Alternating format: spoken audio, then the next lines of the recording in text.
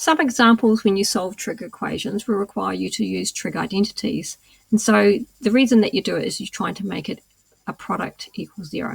Here's an example. This is on page, let's see. It's on page 122 of the Delta textbook. When you see this one here, you got sine of x plus cos of 2 of x equals 0. And at this point here, this is a sum, and you can't solve it. So what you do is you notice that this is 2x and that there is x. And it means that you can translate that by using a trig identity into x's.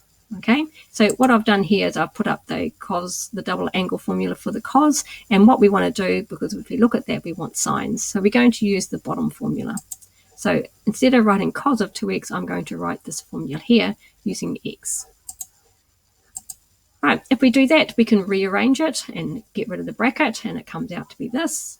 And that's a quadratic, because you've got 2 sine squared minus sine minus 1. So the job here is to factorize it, because you can't manage it while it's a sum, so you're trying to change it to a product.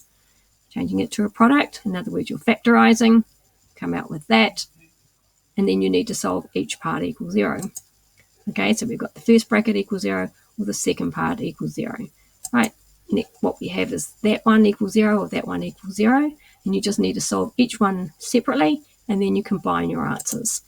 So if you do this one separately, you'll come out with, because you minus 1 divided by 2, or if you do this one, you add 1 on that side. So you come out with those two solutions, and then you solve.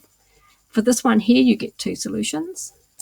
For this one here, you've got 1 solution, and then you write your 3 answers together. So this equation has 3 solutions. Okay, and I haven't done the bits in between, but you need to be able to figure out how to solve those equations by either using the general formulas or doing it from a graph.